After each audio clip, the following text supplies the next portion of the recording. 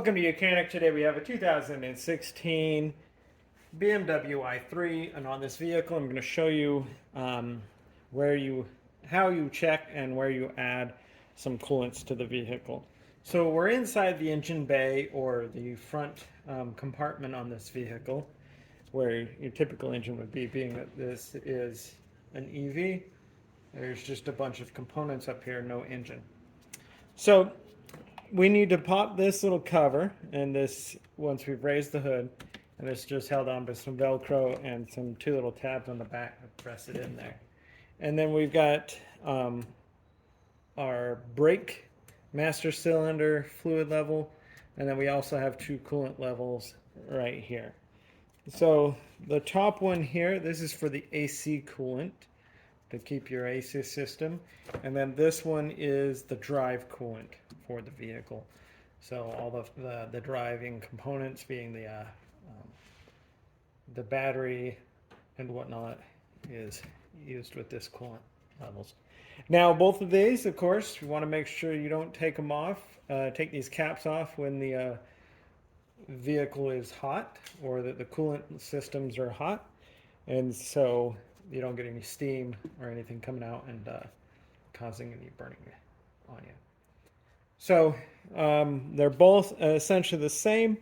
Now you want to make sure that you're putting the right coolant that meets the spec of the vehicle, and not mixing different brands for your vehicle. So we twist the cap off, and being able to fill this up, there is not a sight glass, but there is a line there, and you can see the level there, and just consult your manual of exactly how full this needs to be. So this is for the drive system of the vehicle, and then the AC system is very much the same. Now this one has a diagram so that we know where it needs to be filled up. And so we spin this cap off, and being able to add our fluid, and you'll see a little tab bar in there visually when you got some light on it, and that's how full you fill it. But just a little bit below your the seam here is how full that this gets filled. And then being able to make sure that you put your cap on good and tight to keep this system in there.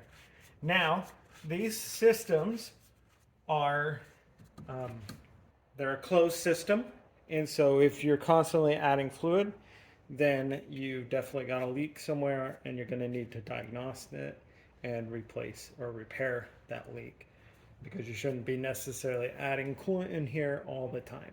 You may have to apply or add some a little bit here and there, but you will not need to be adding it all the time. Thanks for watching Mechanic, where you can be the mechanic.